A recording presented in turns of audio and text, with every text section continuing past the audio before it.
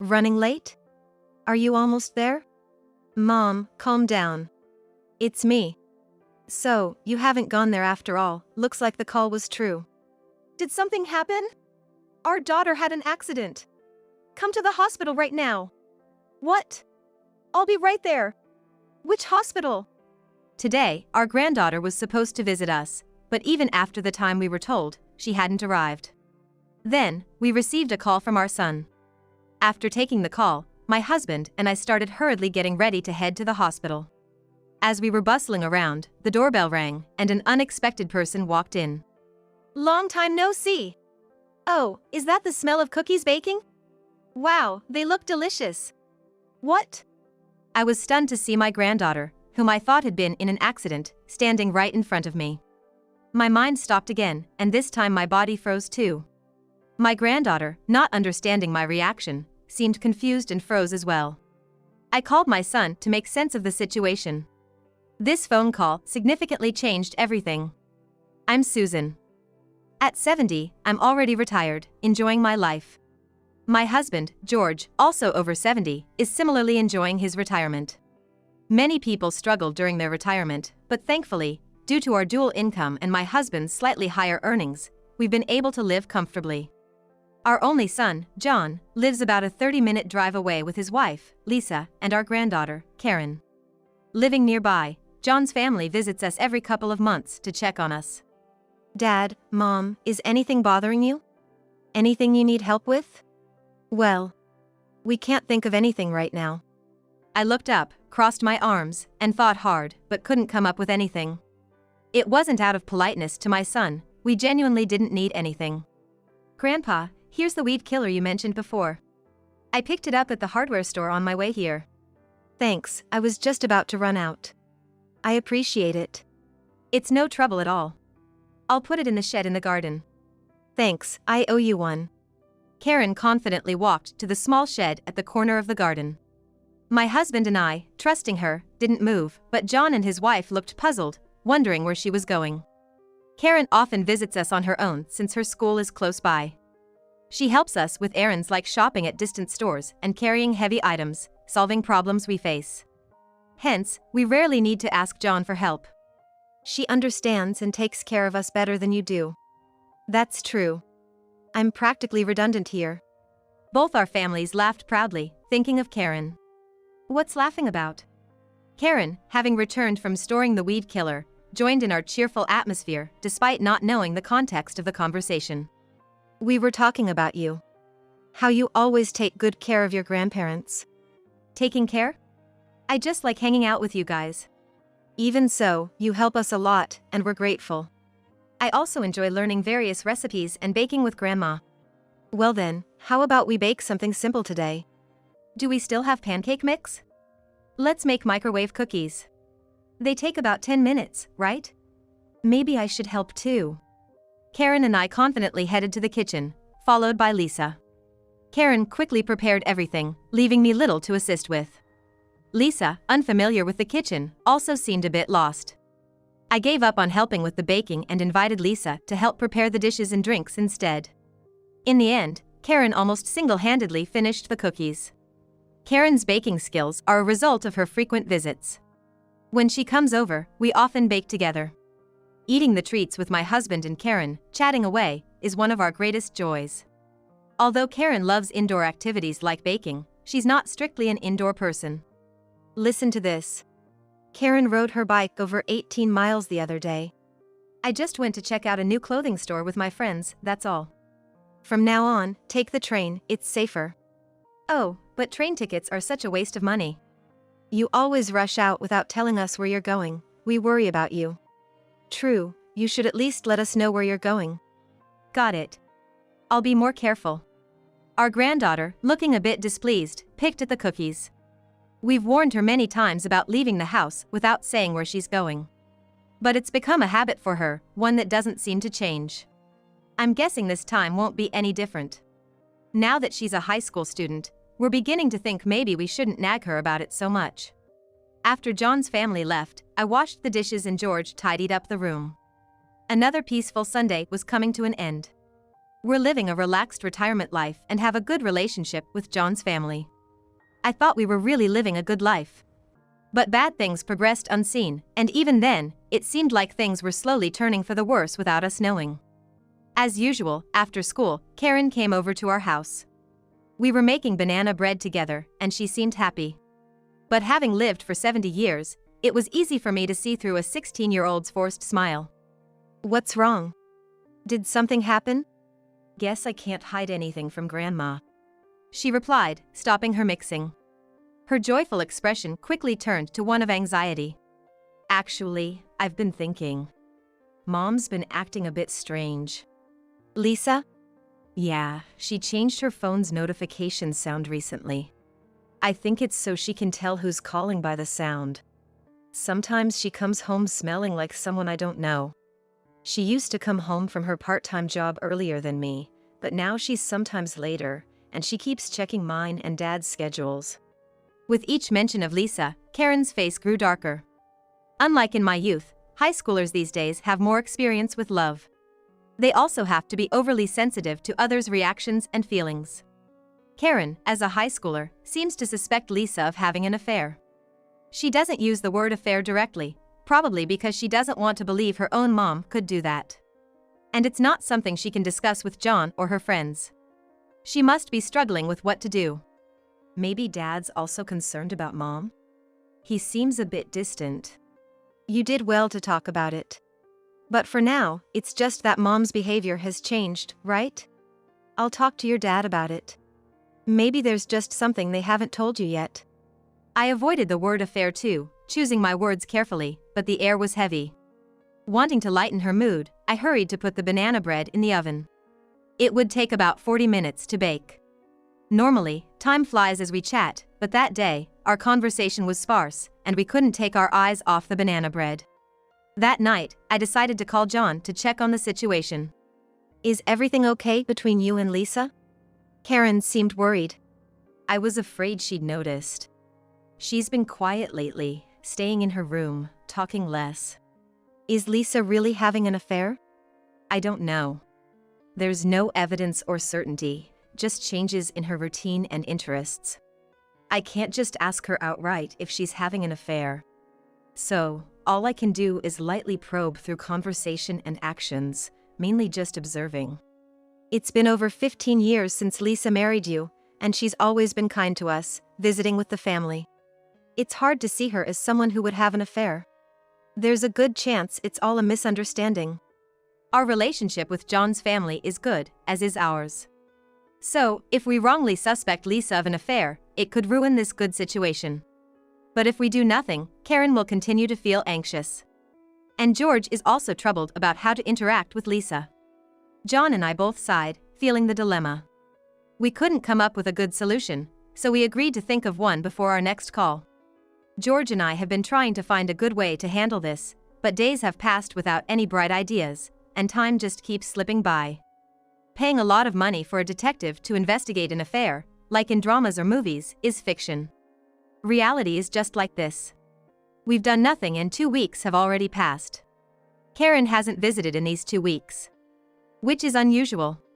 I was getting worried about her and thinking of suggesting she come over when she suddenly called. "Grandma, can I come over tomorrow?" "Sure, that's fine. I'll come before lunch." "Looking forward to your cooking." I was surprised and relieved by her sudden call, and before I knew it, the call had ended with a mix of emotions. The conversation was a bit unclear, but it seemed like Karen was coming over to visit. Her voice sounded more cheerful than I expected. Maybe in these 2 weeks, we had somehow concluded that Lisa was innocent? Thinking about it, the whole affair suspicion was without evidence or certainty. Maybe I was just overly anxious about something that hadn't even happened. Deciding not to dwell on it anymore, I looked forward to Karen's visit with genuine excitement. The next day, I was waiting for Karen, baking cookies. It was Sunday, but only Karen was coming. John, who works in production management at a factory, apparently had to work due to an urgent deadline. Since John was working, Lisa decided to work her part-time job, so Karen was coming alone. Despite trying not to, I still felt a bit heavy-hearted, not having eased Karen's worries yet, making even the cookie dough feel heavier. Lost in thought, I forgot about time. Suddenly, I realized it was almost lunchtime, and Karen was running a bit late. I couldn't help feeling a wave of unexplainable anxiety. Restlessly waiting, I watched the cookies baking in the oven, trying to distract myself. After about 10 minutes, just as the oven timer went off, the phone rang. Thinking it was Karen, I answered without checking the number. Karen, are you running late? Are you almost here? Mom, calm down. It's me, John. Realizing it wasn't Karen, I felt a bit disappointed. But it helped me regain some composure. Hearing John's anxious voice on the other end, I asked, "It looks like you didn't go there after all. Then, it seems the call was true." What's wrong? Karen had an accident. Come to the hospital right now. What? I froze in shock, feeling like my soul was leaving my body. Mom, stay with me. Get to the hospital. I'm on my way there too. I'll be right there. Which hospital? John's urgent voice snapped me back to reality. After explaining the situation to George, we hurried to get ready for the hospital. Just then, someone knocked at the front door, irritated by the untimely visitor. However, right now that's not my priority, so I ignored the visitor and focused on getting ready to leave. I heard the front door open. We always leave the door unlocked for Karen, who knocked at the door once to let us know she's arrived. This way of entering is typical of my granddaughter. Long time no see. Oh, is that the smell of cookies? They look delicious. What? What? I was stunned to see Karen, who I thought had been in an accident, right in front of me. Confused by my reaction, Karen seemed to freeze too. Time stood still for both of us. Karen? Weren't you in an accident? Yes, exactly. Why are you here? What do you mean? Accident? I just got delayed because I took the train after you told me not to ride my bike too far. It wasn't that you were late, so I thought you had an accident. John just called and said you were in an accident and at the hospital. Huh? Dad said that? George's voice brought us back to the present. Karen was safe and unharmed, that much was clear. My knees gave out in relief. Are you really not hurt? I'm not hurt. So, what's this about an accident? I don't quite understand either. Let me call your dad to sort this out. I decided to call John to understand the situation, hoping there might be some development. Regaining my strength, I headed to the phone. This call would significantly alter the situation. As soon as I called, John answered immediately. Mom, I know it's confusing, but listen. I'm at the hospital now, but they said no one was brought in due to an accident. I also had them call nearby hospitals, but it's the same, no accident victims. Calm down and listen. Karen is here with us, safe and sound. That's a relief. So, she's okay. What does this all mean? It was Lisa who received the call. They said our daughter was brought to the hospital after an accident. She rushed out of the house and bumped into me on her way back, so we both came here. Now we're thinking the call might have been a prank. Did the call come from the hospital? No, it was a cell phone number. They said emergency responders sometimes use cell phones, so it wasn't odd.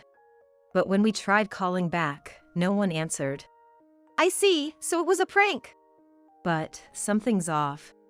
Mom, there's something I need to ask of you, is that okay? John's voice grew softer, likely not wanting Lisa to overhear. After hearing him out, I hung up and quickly took action. An hour later, I was in John's living room, applying a band-aid to my scraped elbow, which was stinging. Mom! Are you here? I'm in the living room. John seemed to be back. We conversed loudly across the distance between the entrance and the living room. Once he knew I was in the living room, I heard the hastened footsteps of two people approaching. Mom! Are you okay? Did you get hurt? I'm fine. Just a small scrape. John entered the living room, gripping Lisa's arm, likely to prevent her from escaping. Looks like my suspicion was right. Now, Lisa, please sit down. We need to talk. I patted the sofa, gesturing for Lisa to sit. Once she was seated, John and I took our places opposite her. Lisa, possibly desperately thinking of excuses, remained silent, staring at the empty table in front of her. To get the conversation going, I decided to confirm today's events from the morning. Today John had to work, and you were supposed to be at your part-time job, right? Did you go? No, I didn't. I lied about having work today. After John left for work, Karen went out to play, right? So, what did you do alone at home? I went shopping alone. You're lying, aren't you? I didn't raise my voice but stared intently, putting pressure on Lisa. She seemed intimidated by my tone and gaze, shrinking a bit. So far, there had been no evidence or certainty about Lisa's affair, and even now, there was no evidence. But I was certain, so I decided to press her until she confessed. Weren't you at home all this time? With your lover? That's not true. Lisa, who had been looking down, now raised her head to firmly deny my words. The lie about not going to work could be easily verified. But not the affair. Lisa seemed to be quickly deciding what to admit and what to deny. It seemed simple but required quick thinking to avoid being caught in a lie. I had to be careful with the flow of the conversation and my choice of words. Weren't you always asking about their schedules because you were inviting your lover over when you were alone? But today, John finished work earlier than planned, right? Yeah, there was some miscommunication between sales and the client, so there was no rush. I was supposed to work until evening, but I finished around midday. I messaged Lisa to see if she needed anything from the store on my way home, but when she didn't reply, I just went home. Lisa probably noticed the message when you were almost home, right? Then, in a panic, she left to find you, making up the story about Karen's accident to avoid you coming home and catching her with her lover. At the hospital, Lisa's behavior was odd. She wasn't frantic about Karen's supposed accident, and when it seemed like the call might have been a prank, she suggested we go out instead of heading home. She was stalling to keep me from going home. I think so too. If John hadn't come home, her lover could have left after erasing any evidence. Please stop accusing me. This is all speculation, isn't it? Lisa loudly denied again, choosing carefully what to refute. For her, this was a crucial point to deny. But John and I were convinced of her affair. We continued to align our words towards our conviction. By the way, Lisa, did you know where Karen went to play today? No. I don't know. She just said she was going out as usual.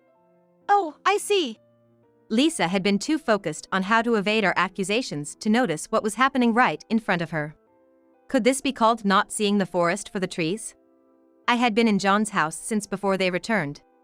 Meaning I had a key. Realizing that Karen had visited my house today, where she hadn't been for the past 2 weeks, surprised Lisa. Karen hadn't visited my house for about 2 weeks, so it seems Lisa didn't expect her to be at my place. Because Karen came to my house, instead of heading to the hospital, I ended up calling John to confirm the situation, and my destination changed from the hospital to John's house. After the call with John, I borrowed a key from Karen, left her in my husband's care, and hurried into the taxi I had called to go to the hospital, but I actually went to John's house. In the end, I didn't use the key I borrowed from Karen, but without it, I might not have thought to go to John's house. Everything turned out disadvantageously for Lisa. It's either sheer bad luck, or perhaps a divine intervention against wrongdoing. Lisa noticed the band-aid on my arm. From the fact that I was at John's house earlier and got injured, she seemed to realize something. It was time to talk about my certainty of her affair. Actually, the house was unlocked, so I didn't need the key. I was shocked when I entered and found an unknown man there. He pushed me and ran out. This scrape on my arm happened then. It takes about 30 minutes to drive from my house to John's. But the taxi driver took some back roads and got there in about 20 minutes. Impressive professional skills. However, arriving too early meant I encountered Lisa's lover, who was in the middle of destroying evidence. The person who pushed me was your lover, right?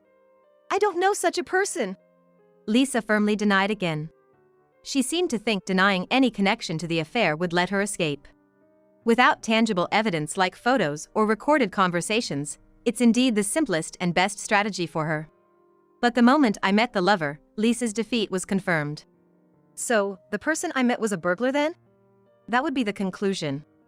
Lisa, it's serious. A burglar entered this house. You need to call the police. Call the police? Of course. There was a burglary. But, we should check the house first to see if anything's stolen, right? You're surprisingly tolerant to let it go just because nothing was stolen. Or are you protecting the criminal? No. Then call the police now. Lisa took out her phone but couldn't make the call, just staring at the screen. John and I knowingly watched her, not intervening. The living room became so quiet, we could hear the clock ticking. After a minute of silence, Lisa still didn't call the police. Well, of course, she wouldn't. If she did, her lover could be arrested as a burglar. If it came out that he wasn't a burglar and Lisa knew it, she could be charged with making a false report. Plus, if she told the truth, it would mean confessing her affair. Reporting would turn into a much bigger problem than just admitting the affair. It seems you can't make the call. I'll do it then. Let's first check the house for stolen items. If nothing's stolen, there's no need to report, right? Besides, involving the police is troublesome. You might not report a theft, but I'm injured. I'll report it as an assault case.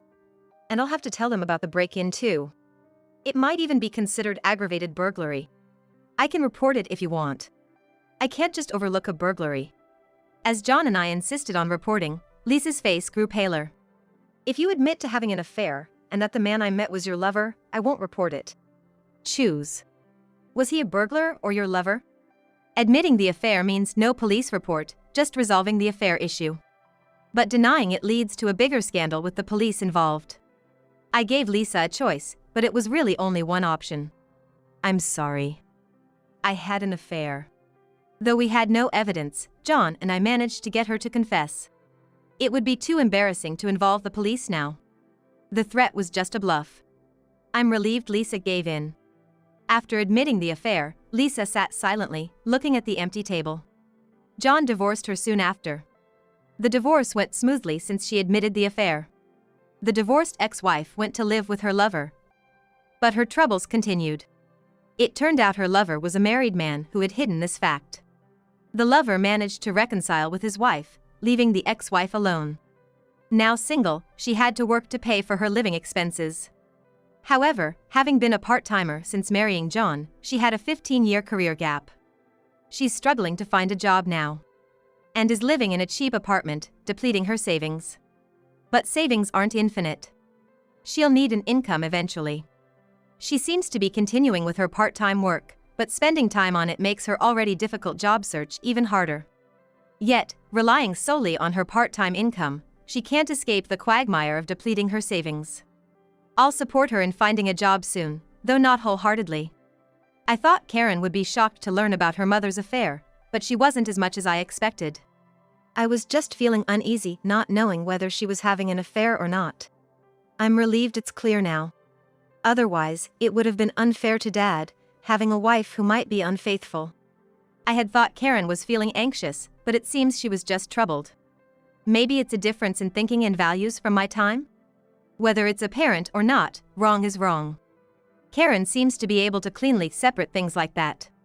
Of course, she was a bit shocked when John and his wife divorced, but now she's back to her cheerful self. Today, she's coming over to our house to play, as usual. I need to prepare the ingredients for pudding before she arrives.